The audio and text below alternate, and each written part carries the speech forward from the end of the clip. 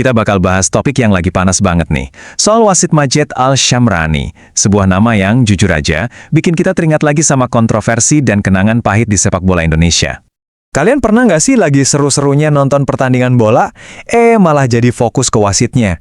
Bukan karena permainannya, tapi karena keputusan-keputusannya yang, ya ampun, bikin geleng-geleng kepala. Kalau pernah, nah kalian pasti nyambung banget sama bahasan kita kali ini. Yap, di Raka Pradita Channel, kita akan bedah tuntas kasus wasit Majed Al-Shamrani yang lagi-lagi jadi sorotan.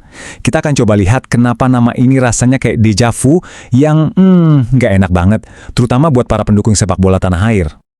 Oke, kita mulai dari pertanyaan pertama. Kok bisa sih seorang wasit malah jadi bintang utamanya di lapangan?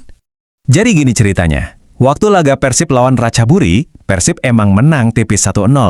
Tapi kemenangannya itu kayak ada yang ganjel. Kenapa? Karena banyak yang ngerasa wasitnya, si Majed Al-Shamrani ini, seolah-olah punya agenda sendiri yang lebih penting dari aturan main itu sendiri. Sekarang kita masuk ke bagian paling serunya. Mari kita lihat satu persatu 4 mahakarya kontroversial dari sang wasit di laga itu. Kita bongkar buktinya sama-sama.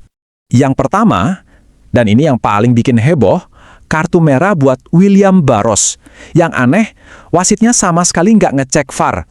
Saking anehnya, sumber yang kita ulas ini sampai menyebutnya sebagai sebuah mahakarya komedi gelap. Wow, sarkasmenya dapat banget ya. Yuk kita lihat kenapa bisa sampai dibilang begitu. Jadi ada 2 hal yang janggal banget. Pertama, zaman sekarang udah ada VAR loh, tapi wasitnya pede banget nggak mau lihat monitor. Kedua, kartu merah itu dikasih cuma karena kontak yang super minimal. Kalau lihat tayangan ulangnya, bek Ratchaburi itu malah kayaknya lebih pantas dapat nominasi aktor terbaik deh buat aktingnya.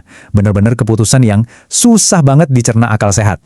Ya, nah ini bukan soal kartu atau gol, tapi soal timing meniup fluid. Waktunya itu loh, pas banget buat ngentiin serangan Persib. Coba deh bayangin, babak pertama mau selesai, Persib dapat tendangan sudut, peluang terakhir kan? Nah, pas banget bola mau ditendang, prit, wasitnya niup fluid panjang, peluang emas hilang gitu aja. Banyak yang ngerasa ini bukan kebetulan, tapi kayak sengaja buat ngerusak mental pemain sebelum istirahat. Semua keanehan ini ternyata membuka lagi luka lama. Dan inilah yang membawa kita ke bagian yang paling penting, hantu Final Manila tahun 2019. Buat para pecinta sepak bola Indonesia, apalagi yang ngikutin timnas, nama Majed Al-Shamrani ini bukan nama yang asing. Penampilannya di laga Persib kemarin itu rasanya kayak nonton siaran ulang, kayak luka lama yang sengaja dicolek-colek lagi. Yuk, kita mundur sebentar ke 2019, Final SEA Games. Masih pada ingat nggak insiden Evan Dimas yang cedera parah itu? Siapa coba wasitnya waktu itu? Yap, Majed Al-Shamrani.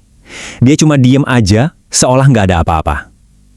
Nah sekarang, di laga Persib, pola keputusan aneh yang sama persis kejadian lagi. Tabel ini ngejelasin semuanya dengan gamblang. Dulu pas mimpin laga timnas, sekarang di laga Persib, polanya itu-itu aja.